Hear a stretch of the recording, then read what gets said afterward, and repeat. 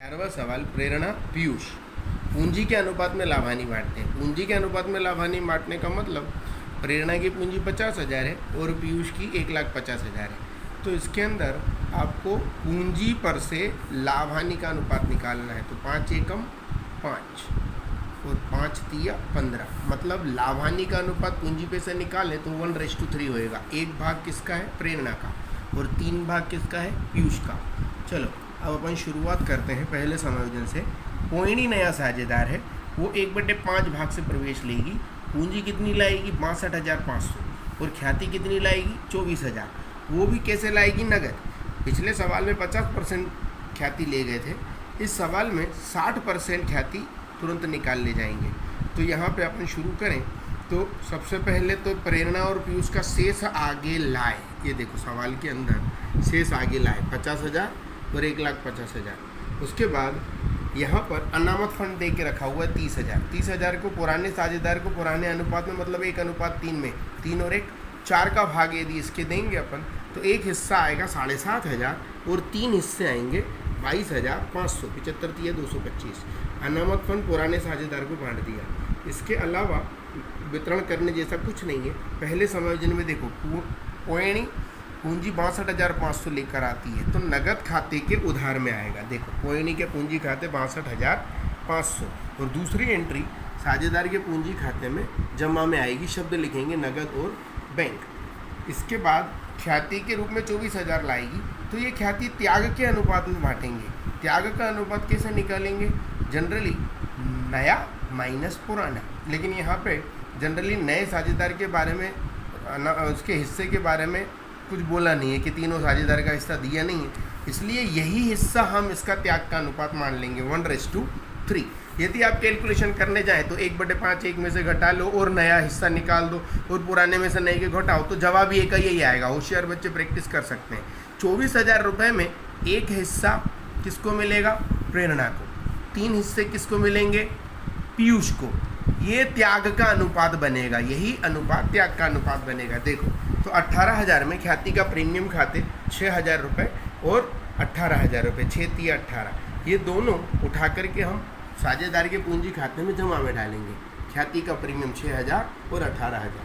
अब इसके बाद तुरंत उसने ऐसा लिखा है ख्याति की रकम में से 60% रकम पुराने साझेदार निकाल ले जाएंगे। पुराने साझेदार का निकालने का मतलब ये 6,000 का 60%, 6 छंग 3,600 रुपये ख्याति का प्रीमियम निकाल ले गया। 18 तिया 36, 18,000 का 60%, 18 छंग 108, ये देखो 10,800 रुपया निकाल ले गए। निकालने का मतलब नगद खाते के उधार से जमा में डाल दो जितना ले जाए, और पूंजी खाते के जमा से उधार में डाल दो। ये 6,000 था, 3,600 निकाल ले गए 60%, ये 18,000 था और पीयूष 10,800 निकाल ले गया। अगले समायोजन पर आ रहे हैं अपन दूसरा नंबर का। स्टॉक अरियंत्र बाजार कीमत 20,000 और 1,20,000 है। तो देखो स्टॉक यहाँ कितने का है? स्टॉक आपके पास 17,500 है, अब कितने का हो गया? 20,000, मतलब 2,500 बढ़ गया। और यंत्र कितने के हैं? यंत्र 1,07,500 के और अब 1,20,000 के, मतलब 12,500 बढ़ गए। तो देखो ये यंत्र नई कीमत यहाँ आर्थिक चिट्ठी में लेके जा रहे हैं अपन। स्टॉक 17,500 वृद्धि हो गई 2,500 की, यंत्र 1,07,500 वृद्धि हो गई 12,500 की, ये बाहर लिख दी रकम दोनों। ये वृद्धि है, दूसरी एंट्री इसकी पुनः मूल्यांकन खाते के जमा में आएगी। आवक की और लाभ है, देखो 2,500 और 12,500। उसके बाद देनदारों पर 10% वितरण अनामत और 2% बट्टा अनामत रखनी है। तो देखो यहाँ देनदार कितने रुपए के हैं?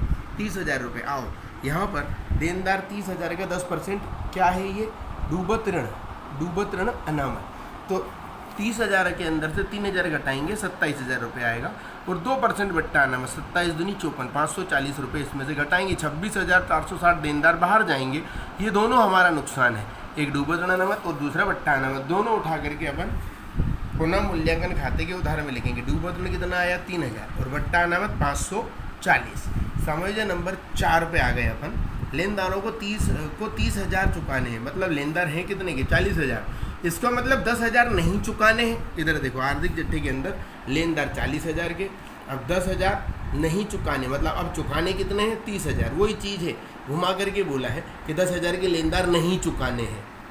उन्होंने बोल दिया 30,000 के चुकाने, बात वही होगी। अब नहीं चुकाना हमारा लाभ है, पुनः मूल्यांकन खाते के जमा में लिखेंगे। नहीं चुकाना लेनदार 10,000 रुपये। मकान की कीमत का 15% और फर्नीचर की कीमत का 20% बढ़ाओ। मकान कितने रुपए है? 90,000। 90,000 का 15% बढ़ाना है। फर्नीचर कितना है? 17,500। 17,500 का 20% बढ़ाना है। देखो आर्थिक चिट्ठी के अंदर मकान आपको दे करके रखा है 90,000। 90,000 का 15%, 15 9 135, 13,500 जुड़ जाएगा तो बाहर आएगा 1,03,500। फर्नीचर है 17,500। 17,500 का 20% बढ़ाना है। 1,700, 1,734 और 50 मिला 3,500 रुपये बढ़ गए तो 21,000 हमारे फर्नीचर में बढ़ गया। तो देखो ये मकान बढ़ गया 13,500 का, फर्नीचर बढ़ गया 3,500 का। आखिरी वाली 6वें नंबर की एंट्री देखो, 400 छपा हुआ है, इसको प्रिंटिंग मिस्टेक है, इसको 460 करना है। कितना लिखना है? 460 रुपये। चुकाना बाकी मजदूरी, देखो आर्थिक चिट्ठे में चुकाना बाकी मजदूरी, चुकाना बाकी मजदूरी कितनी है? 460 रुपये। और दूसरी एंट्री इसकी उठा करके हम कहाँ लिखेंगे? चुकाना बाकी मजदूरी 460 रुपये। विशेष ध्यान रखें यहाँ पर किताब में 400 रुपये छपा है जो गलत है। कितना करना है? 460 रुपये करना है। इसके अलावा आर्थिक चिट्ठे में देखो खर्चा चुकाना बाकी 1,500, तो इसकी इफेक्ट कहाँ पे जाएगी? सीधी उठा करके एक ही एंट्री करना, खर्चा चुकाना बाकी 1,500 रुपये दायित्व में आएगा।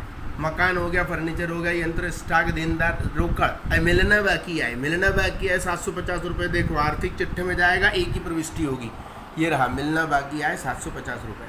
इसके अलावा रोकड़ और बैंक आपका 8,250 है, उसे कहाँ उपयोग करेंगे? शेष आगे लाए। कोयनी की पूंजी 62,500 थी, ख्याति लेकर आई थी 24,000, उसमें से ये लोग 60% निकाल ले गए। अंतिम नगद शेष 80,350 उठा करके आर्थिक चिट्ठे में अंतिम नगद बैंक 80,350। अब अपन पुनर्मूल्यांकन का टोटल करें, 42,000 आया, 42,000 में से घटाओ 3,540 और 460, आपको मिलेगा 38,000। 38,000 को पुराने साझेदार को पुराने अनुपात में मतलब 1:3 9,500 इनको मिलेंगे, 28,500 इनको मिलेंगे। इसकी दूसरी एंट्री कहाँ करेंगे? पूंजी खाते के जमा में। देखो 9,500 और 28,500। प्रेरणा के जमा पक्ष का टोटल 73,000। 73 में से 3,600 घटाएंगे तो 69,400 अंतिम पूंजी आई। पीयूष का लास्ट कैपिटल 2,19,000, उसमें से घटाएंगे खाली 10,800 10,800 तो 208,200 ये इसका फाइनल बैलेंस आएगा 208,200। और कोयनी का तो 62,500 है, ये इसे टोटल करते समय वैसा का वैसा ले जा करके यहाँ पर लिखना है 62,500। तीनों की पूंजी का टोटल 3,40,100 रुपये। उसके बाद नगद खाते का टोटल करा, इस रकम में से ये दोनों आंकड़े घटाए, इसको उठा के आर्थिक चिट्ठे में चिपका दिया। इसके अलावा इस तरफ में अपन ने इस रकम को चारों को जोड़ना है, 3,72,060 2,10,000 सॉरी 21,750 20,000 2,00,000 1,20,000 26,460 80,350 103500। इसका टोटल भी आएगा 3,72,060। Hence prove.